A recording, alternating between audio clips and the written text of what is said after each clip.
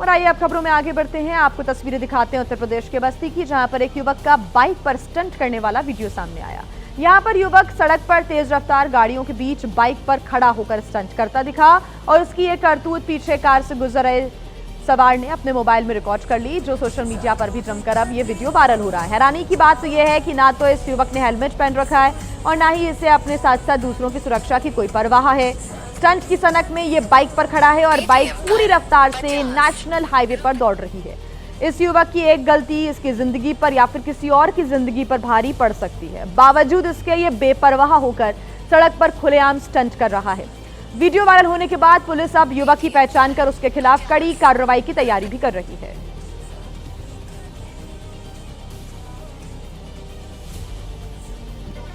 और आइए अब बात करते हैं राजस्थान की, जहां की राजसमंद में एक तेंदुआ सड़क के किनारे आराम फरमाता हुआ नजर आया। आपको बता दें कि इसको देखने के बाद सड़क से गुजर रहे लोग खौफजदा भी हो गए, लेकिन देखिए तेंदुए का वीडियो भी यहां पर बनाया गया। तेंदुआ सड़क के किनारे बनी हुई दीवार पर बैठकर आराम फरमा रहा था। मामला गणेश वाटिका के पास अगरिया मार्ग का है, जहां पर सड़क के किनारे तेंदुए को खुलेआम घूमता हुआ देख ग्रामीण दहशत में आ गए। इसके बाद लोगों ने इस तेंदुए को रिहायशी इलाके की ओर जाते हुए देखा, जिससे उनकी टेंशन काफी बढ़ गई है। लोग अब वन विभाग से इस तेंदुए को जल्द से जल्द पकड़ने की मांग कर रहे हैं। और आइए अब खबर आपको दिखा दें मध्य प्रदेश के कटनी से। यहां पर युवक की पिटाई का मामला सामने आया है, जहां पर लोगों ने चोरी के शक में एक युवक को पकड़ लिया था और उसकी जमकर पिटाई कर डाली। युवक लोगों से बचने के लिए पानी से भरे हुए खदान में कूद गया, लेकिन लोगों ने उसके बाहर निकलने का इंतजार किया। बाहर निकलने पर फिर उसकी पिटाई कर डाली। तस्वीरें रंगनाथ नगर इलाके के पाठक वार्ड की हैं, जहां पर इन दिनों चोरों के घुसने की अफवाह फैली हुई है। यहां पर लोगों ने संदिग्ध युवक को देखा तो उसकी घेर कर पिटाई करनी शुरू कर दी। आपको बता दें कि लोगों से बचने के लिए युवक एक पानी से भरे हुए खदान में कूद गया था, लेकिन लोगों ने इसे नहीं बख्शा। जानकारी मिलने के बाद पुलिस मौके पर पहुंची, किसी तरह से युवक को लोगों के चंगुल से छुड़ाया और उसे अपने साथ ले गई। इस दौरान पूरे इलाके में अफरा तफरी का माहौल देखने को मिला। और इस बीच एक बड़ी खबर आपको बता दें पश्चिमी सिक्किम से है, जहां पर नदी में आए तेज उफान में 3 लोग बह गए, जिन्हें बचाने के लिए रात में रेस्क्यू ऑपरेशन शुरू किया गया। तस्वीरें सामने आई हैं। तस्वीरों में पानी का तेज बहाव और लहरों में फंसे हुए लोग दिखाई दे रहे हैं, जिन्हें पुलिस स्थानीय लोगों की मदद से बचाने की कोशिश की जा रही है। दरअसल सिक्किम में लगातार बारिश का दौर जारी है, जिससे नदी और नाले उफान पर हैं। बारिश की वजह से भूस्खलन भी खतरा यहां पर भूस्खलन का बना हुआ है, जिसमें दबने से 4 लोगों की मौत हो गई। यानी कि इस वक्त सिक्किम आसमानी आफत से जूझ रहा है। और आइए अब आपको एक बड़ी खबर बता दें। तेलंगाना के हनमकोंडा में स्कूल में खेलते हुए 10वीं के एक छात्र की अचानक गिरकर मौत हो गई। परिजनों का आरोप है कि छात्र की मौत शिक्षकों की पिटाई की वजह से हुई है। पूरी खबर आपको दिखाते हैं रिपोर्ट में। तस्वीरों में देखिए, लाइन में खड़ा 10वीं का छात्र अचानक जमीन पर गिर जाता है और कुछ ही देर में दम तोड़ देता है। स्कूल में खेलने के दौरान छात्र की मौत से कई तरह के सवाल खड़े हो रहे हैं। मृतक छात्र के माता पिता का आरोप है कि स्कूल के शिक्षकों की पिटाई से उसे अंदरूनी चोट पहुंची, जिससे उसकी मौत हो गई। घटना ने स्कूल में छात्रों की सुरक्षा और शिक्षकों के व्यवहार पर गंभीर सवाल खड़े कर दिए हैं। परिजनों ने पुलिस में शिकायत दर्ज कराई है और कानूनी कार्रवाई की मांग की है। पुलिस ने शिकायत पर केस दर्ज कर लिया है और मृतक की पोस्टमार्टम रिपोर्ट का इंतजार है। मौत के कारणों के बाद ही पुलिस जांच शुरू करेगी। वहीं जम्मू कश्मीर के बारामूला में तेज रफ्तार एसयूवी का कहर देखने को मिला, जिससे एक परिवार की जान पर आ गई। इस एसयूवी कार को दरअसल एक नाबालिग चला रहा था और उसने कार पर नियंत्रण खो दिया तो यह हादसा हो गया। बताया जा रहा है कि इस एसयूवी कार की रफ्तार इतनी ज्यादा थी कि ड्राइवर इस पर अपना नियंत्रण नहीं रख पाया और ये कार घर की दीवार को तोड़ते हुए सीधे जाकर किचन में घुस गई। ये कार जिस जगह आपको घुसी दिखाई दे रही है वो घर का किचन ही है। कार की हालत को देखकर आपको इसकी रफ्तार का अंदाजा हो गया होगा।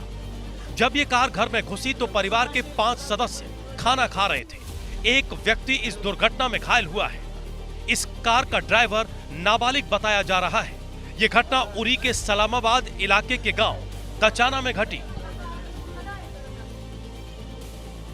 वहीं उत्तराखंड के हल्द्वानी में रिहायशी इलाके में हाथियों के झुंड से डर का माहौल पैदा हो गया। यहां देर रात करीब 10 हाथियों का झुंड जंगल से निकलकर वार्ड नंबर 1 तक पहुंच गया। पहले जंगली हाथियों के झुंड ने मंदिर पर डेरा जमाया और फिर आसपास लगे पेड़ के पत्तों को खाया। कई हाथियों को एक साथ देखकर नगर वासियों के होश उड़ गए। हाथियों की तेज चिंगार से लोगों की नींदें उड़ गईं और जब तक हाथियों का डेरा जमा रहा तब तक लोग जागने को मजबूर हो गए। लोगों ने शोर मचाकर हाथियों को भगाने का प्रयास किया, लेकिन हाथी टस से मस नहीं हुआ, जिसके बाद लोगों ने दोपहिया गाड़ियों के हॉर्न बजाकर हाथियों के झुंड को वापस जंगल जाने पर मजबूर कर दिया। जब हाथी जंगल की तरफ लौट गए तब कहीं जाकर लोगों की जान में जान आई। वहीं शहरी इलाके में आए जंगली हाथियों ने वन विभाग के दावों पर सवाल खड़े कर दिए हैं। और चलिए अब बात करते हैं तेलंगाना की आदिलाबाद की, जहां पर कलेक्ट्रेट परिसर में उस वक्त हड़कंप मच गया जब कलेक्ट्रेट परिसर में मंत्री जी की मौजूदगी में ए सेक्शन की बालकनी भरभरा कर नीचे गिर गई। अचानक गिरी बालकनी से पूरा हॉल मलबे से भर गया। एक मंजिल का बड़ा हिस्सा जमींदोज हो गया। दरअसल कलेक्ट्रेट परिसर का ए सेक्शन का निर्माण काफी पुराना था और लगातार कई दिनों से मरम्मत की शिकायत की जा रही थी। अगर समय रहते बालकनी की मरम्मत हो जाती तो शायद आज ये हादसा नहीं होता। फिलहाल हादसे से जानमाल का नुकसान नहीं हुआ, लेकिन घटना ने सरकारी इमारतों के रखरखाव और सुरक्षा मानकों पर गंभीर सवाल खड़े कर दिए हैं। कलेक्ट्रेट परिसर में मौजूद मंत्री जुपल्ली कृष्ण राव ने जिम्मेदार लोगों के खिलाफ कार्रवाई के आदेश दिए हैं। यूपी के कन्नौज में कई गांव बाढ़ की मार झेल रहे हैं। ऐसे में यूपी सरकार में मंत्री असीम अरुण ने जमीन पर उतरकर बाढ़ग्रस्त इलाकों का जायजा लिया और ग्रामीणों को हर संभव मदद का भरोसा भी दिलाया। कहीं नाव से तो कहीं ट्रैक्टर पर बैठकर तो कहीं घुटने तक पानी में घुसकर मंत्री असीम अरुण ने बाढ़ प्रभावित इलाकों का दौरा किया। इतना ही नहीं, असीम अरुण ने किसानों की डूबी फसलों का मुआयना भी किया, ग्रामीणों से उनकी समस्याएं सुनी, उनसे संवाद कर मदद के लिए भरोसा दिलाया। मंत्री असीम अरुण इस दौरान बाढ़ कमांड सेंटर का भी निरीक्षण करने पहुंचे, जहां अधिकारियों से बाढ़ से ग्रसित गांव के हालचाल लिए। बता दें कि मौजूदा समय में कन्नौज के 22 गांव बाढ़ से बुरी तरह प्रभावित हैं।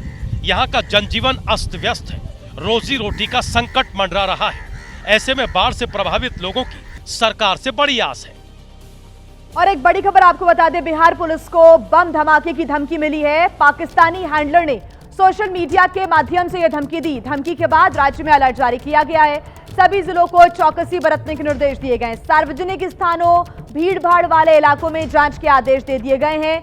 हर जगह पुलिस की तैनाती और निगरानी करने की यहां पर जानकारी मिल रही है, जो निर्देश यहां पर दिए गए हैं। शशांक हमारे साथ जुड़े हुए हैं ज्यादा जानकारी के साथ। शशांक, अभी तक मिली जानकारी के अनुसार पाकिस्तानी हैंडलर के माध्यम से सोशल मीडिया पर यह धमकी दी गई, और क्या जानकारी? देखिए, बिहार पुलिस को पाकिस्तान से राज्य में सार्वजनिक स्थलों पर बम धमाके की धमकी मिली है। एक्स प्लेटफॉर्म पर असद नाम के पाकिस्तानी हैंडलर ने आज 12 सितंबर को शाम 4 बजे बम ब्लास्ट करने की धमकी दी है। इस धमकी के बाद पुलिस मुख्यालय ने एहतियातन सभी जिलों को अलर्ट जारी करते हुए चौकसी बरतने के निर्देश दिए हैं। खासकर रेलवे स्टेशन, बस अड्डे, प्रमुख बाजार और भीड़ भाड़ वाली जगहों पर जांच और गश्ती बढ़ाने के निर्देश दिए हैं। बम निरोधक दस्तों को भी लगाने को कहा गया है। आपको बता दें, इधर हाल के दिनों में शरारती तत्वों के द्वारा लगातार इस तरह के बम धमाकों की धमकी जो है वो दी जा रही है। आपको बता दें, 3-4 दिन पूर्व पटना साहिब गुरुद्वारा और इसके पहले 29 अगस्त को पटना सिविल कोर्ट में भी जो है बम ब्लास्ट करने की धमकी मिली थी। आपको बता दें, ये अभी जो ताजा मामला है, ये ऐसे समय में आया है जब नेपाल में जो है भारी हिंसा देखने को मिली है। वहीं यूपी के लखीमपुर खीरी में इटावा जैसा एक मामला सामने आया, जहां जाति छिपाकर कथा कहने पर कथावाचक से अभद्रता की गई, उससे माफी भी मंगवाई गई, जिसका वीडियो अब सोशल मीडिया पर वायरल हो रहा है। यदि आपकी भावना आहत है तो उसके लिए मैं क्षमा प्रार्थी हूं। बताया जा रहा है कि लखीमपुर खीरी के खमरिया कस्बे के राम जानकी मंदिर में पिछले 6 दिनों से श्रीमद् भागवत कथा चल रही थी, लेकिन 7वें दिन तब उस वक्त विवाद हो गया जब गांव वालों को कथावाचक के जाति छिपाने का पता चला, जिसके बाद भीड़ ने हंगामा शुरू कर दिया। अपनी जाति छुपा के हमने कथा कही। देखो, सीधी बात है, सीधा सीधा माफी मांगोगा, है ना। जिसके बाद कथावाचक को माफी मांगनी पड़ी और ये भी कहा कि भविष्य में कभी जाति छिपाकर कथा नहीं कहेगा। लेकिन इसके बाद भी लोगों का गुस्सा खत्म नहीं हुआ।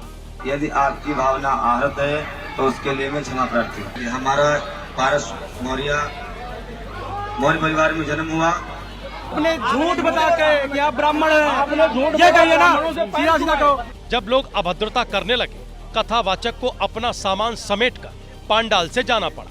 वहीं लोगों का कहना है कि कथा शुरू होने से पहले कथावाचक ने अपनी जाति ब्राह्मण बताई थी और कहा था कि वो काशी का रहने वाला है।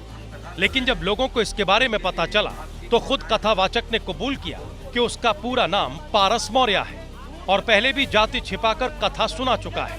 बता दें कि इससे पहले भी इसी तरह का मामला यूपी के इटावा में सामने आया था।